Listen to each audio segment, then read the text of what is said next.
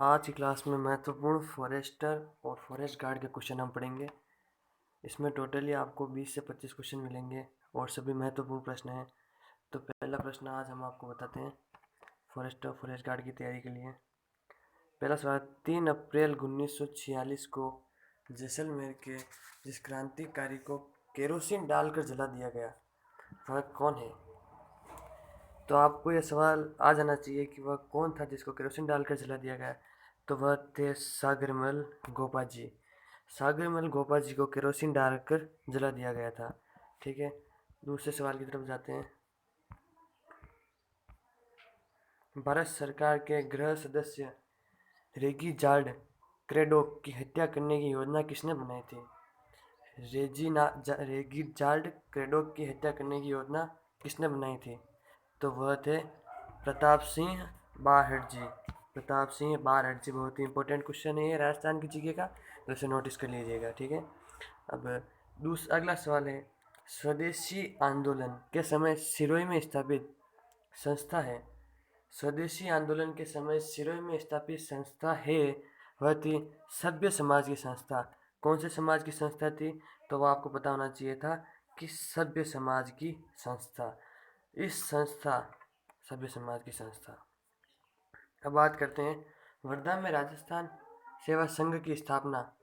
वर्धा में राजस्थान सेवा संघ की स्थापना कब हुई? स्थापना कब हुई? तो ये भी अति महत्वपूर्ण प्रश्न है, इसका आपको ध्यान रखना होगा।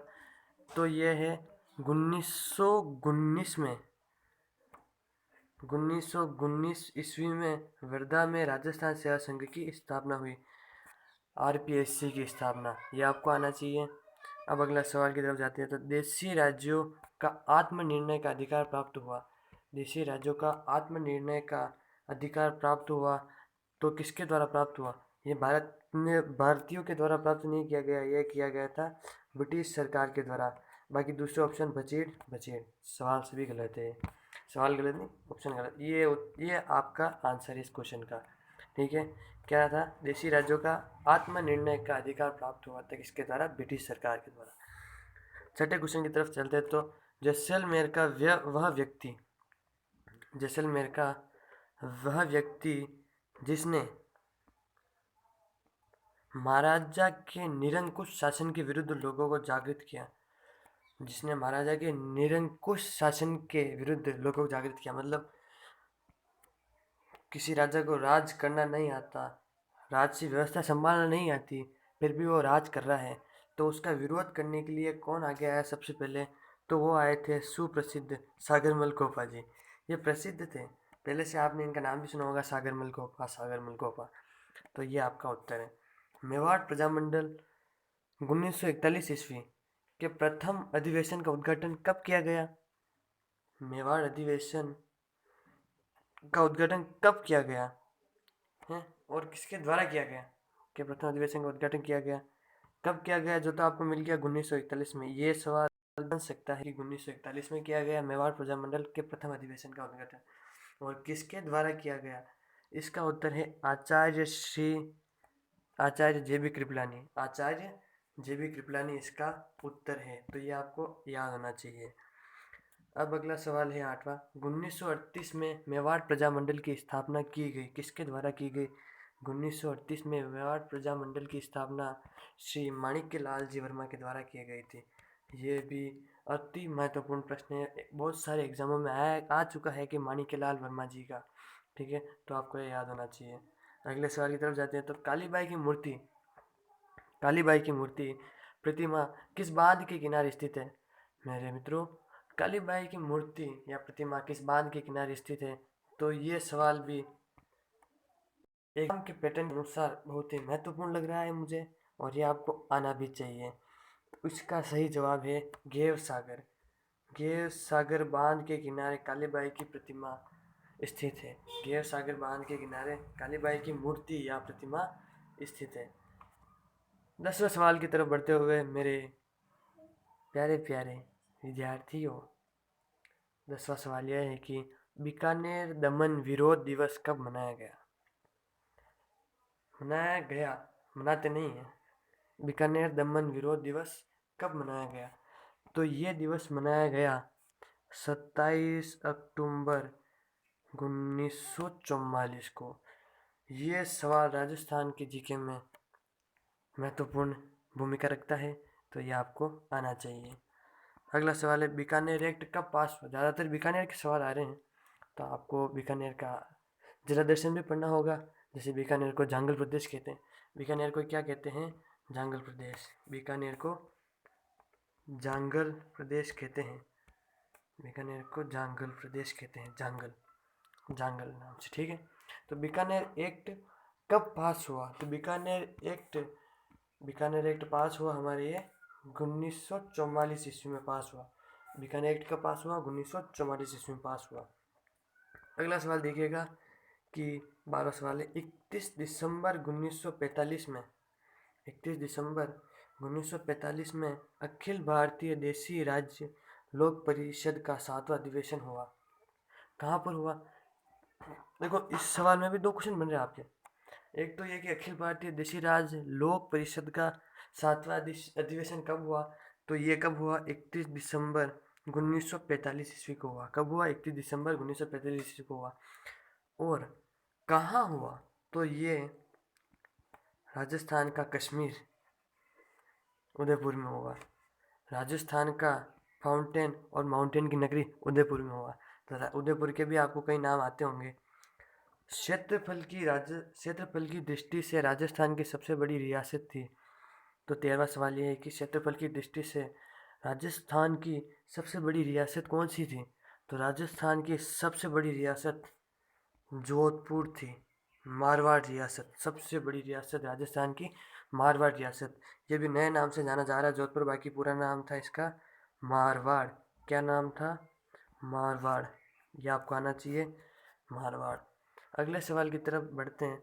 ये सवाल, राजस्थान सेवा संघ स्थापित करने का उद्देश्य, अब ऑप्शन पढ़ लेते हैं अपन। शासकों के अत्याचार के विरुद्ध लोगों को जागृत करना। दूसरा था अंग्रेजों के हितों की रक्षा करना। तीसरा, शासकों के प्रति लोगों में निष्ठा की भावना बढ़ना, सामंतों को शासकों के विरुद्ध भड़काना। फोर्थ ऑप्शन होगा गलत, थर्ड ऑप्शन भी गलत।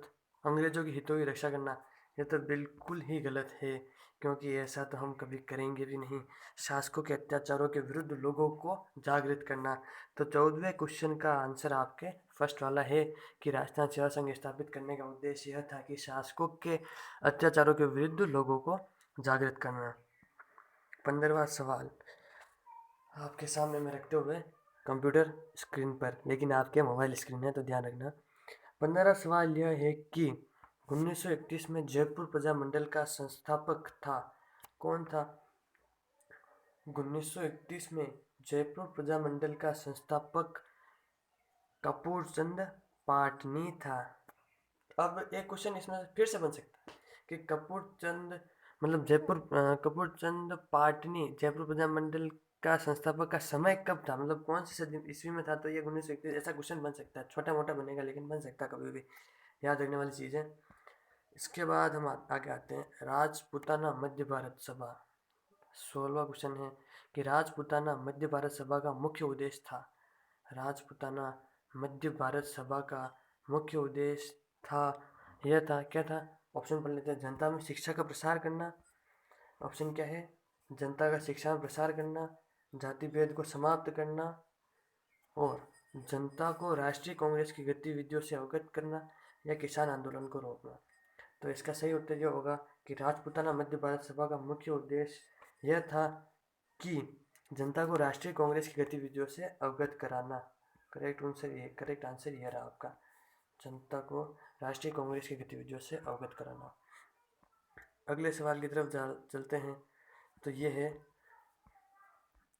क्वेश्चन, नंबर वाइज नहीं है तो आपको पढ़ना पड़ेगा वैसे भी। जोधपुर में मारवाड़ लोक परिषद का गठन किसने किया था? जोधपुर में मारवाड़ लोक परिषद का गठन किसने किया था? तो जोधपुर में मारवाड़ लोक परिषद का गठन जय नारायण व्यास, किसने किया था?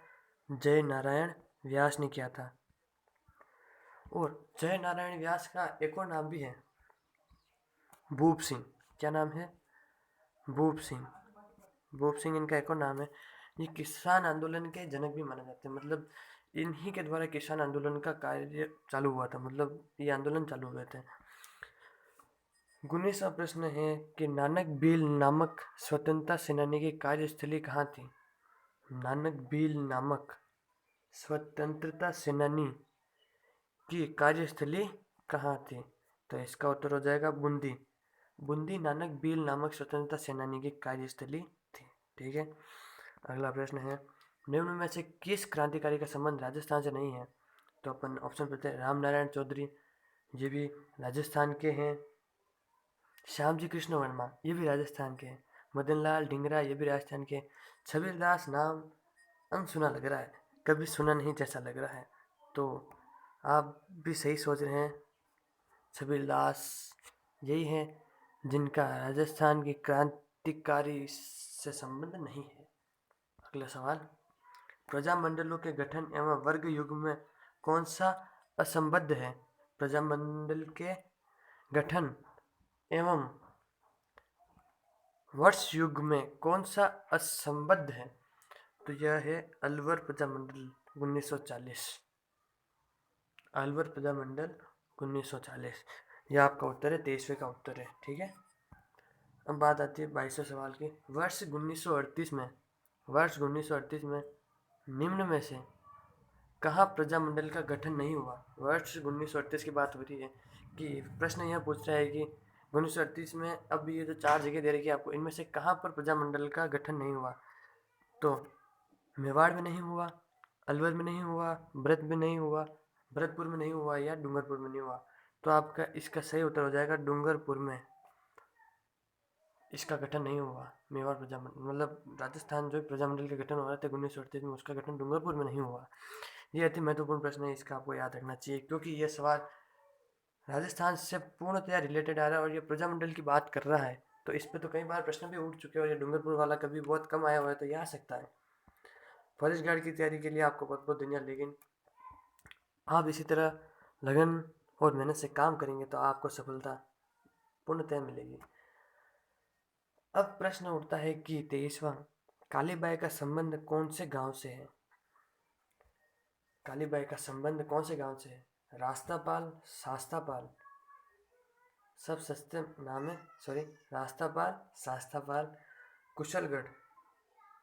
ये तो कुशलगढ़, निमराना और लवा, ये शायद 3 ये ठिकाने 1966 और 3 ठिकानों में से एक ठिकाना दिया रहा।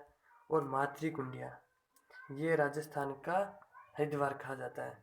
तो ये चीज़ें तो आपको याद रखनी है। ठीक है, अब प्रश्न हमारा, प्रश्न से नहीं भटकते, प्रश्न पर पहुँचते फिर से।